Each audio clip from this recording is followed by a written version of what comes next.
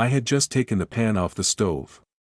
The aroma of fried vegetables with a slight hint of garlic filled the kitchen. When I heard the front door slam shut in the hallway, I hadn't even had time to turn around before my mother-in-law walked into the kitchen looking like she owned the entire space. Her heels were tapping a sharp rhythm on my laminate flooring, and her face was frozen in a look of superiority. She crossed her arms over her chest, looked me up and down, and without saying hello, blurted out loudly and coldly. "In my house, you will live by my rules, darling." I almost dropped the wooden spoon from my hands, because every word hit my ears like a bell. This was my home. My apartment, bought with my own money before the battle for courage. I always took care of it, filled it with comfort, chose curtains, furniture and even kitchen utensils to my liking. And now they were trying to convince me that this was not my space. I felt my heart pounding, but in my chest, along with fear, protest was also growing. She stood in the middle of the room as if she had declared war, as if she was planting a flag on foreign soil. I noticed that her gaze slid over the photographs on the wall, over my books on the shelf, over the blanket carefully folded on the sofa.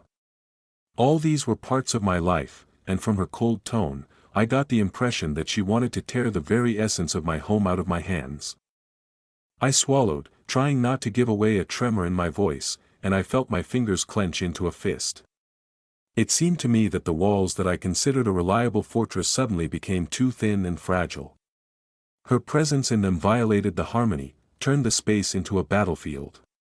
She continued to drill me with her eyes, waiting for an answer, as if enjoying my confusion and pain. I nodded, holding back my excitement, and went to the kitchen to put the kettle on, to at least somehow defuse the situation. But my mother-in-law did not lag behind. She followed me, sat down on a stool and began to meticulously examine my kitchen, as if checking whether it was worthy of her presence.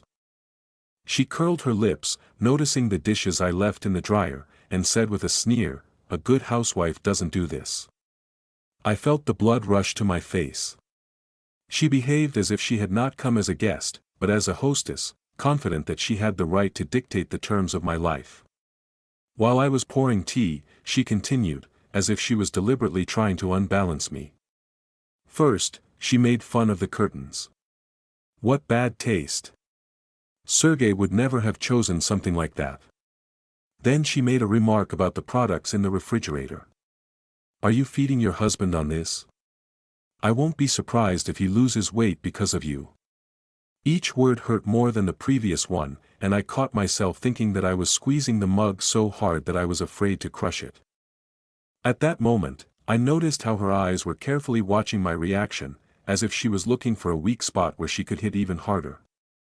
And when I tried to calmly object that this was my house, and I myself decide what curtains to hang and what to eat, her face changed dramatically.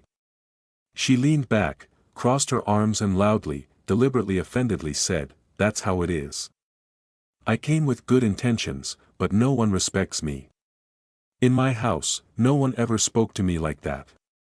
There was a threat in her voice, as if she was trying to remind me that it was now she who was going to decide how we would live.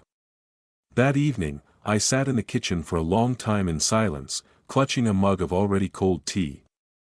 The walls of the apartment, which had once seemed like a cozy refuge to me, seemed to be pressing on me with each passing hour, reminding me that it was no longer me who felt like the mistress here.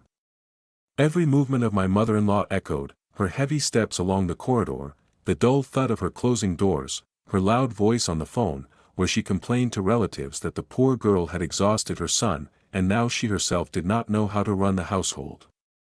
I sat and felt bitterness growing inside me, like a wave ready to break out. When the kitchen door swung open, I shuddered.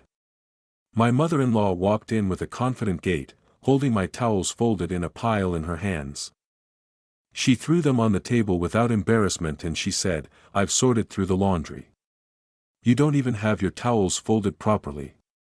Tomorrow you'll redo the closet in the bedroom. It's arranged like a schoolgirl's, not like a woman's at home."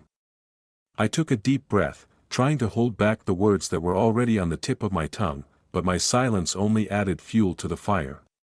She sat down opposite me, folded her arms across her chest and, squinting, added, "Understand one thing, my dear, this is not your apartment. This is my son's house, and that means it's mine too. You must respect your elders and listen to what I say." I felt my heart beat faster, as if an alarm had been turned on inside me.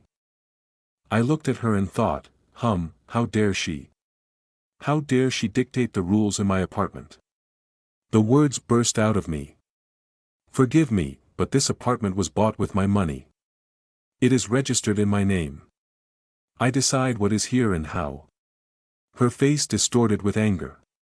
Her cheeks turned red, her eyes narrowed, and she slammed her palm on the table so hard that the tea in my mug spilled. "Oh, really?" she screamed. "What are you standing there without my son?" "Nothing. If it weren't for him, you would be sitting in your rented room and dreaming of an apartment like this." Her scream woke up her husband. He went out into the hallway, yawning, but, hearing our argument, immediately tensed up. My mother-in-law, like an actress on stage, turned to him and said with feigned offense, "Son, tell her that you can't do this. After all, I am your mother. She doesn't respect me and throws me out of the house." I froze, waiting for his reaction. A lot was at stake at that moment. Would he take my side or would he finally allow my mother to rule my life? He looked at me, then at her, and I saw doubts darting in his eyes. The silence dragged on, and each blow to my heart sounded like a sentence. I felt something inside me break. Fear gave way to determination. For the first time in a long time, I said firmly, "If you don't explain to your mother now that this is our home and that I have a say, then believe me, I will no longer pretend that we have a family." The words hung in the air, heavy and irrevocable. My mother-in-law jumped up, ready to scream, but froze, noticing that her son was looking at her completely differently than before. His gaze was hard and cold. "Aha!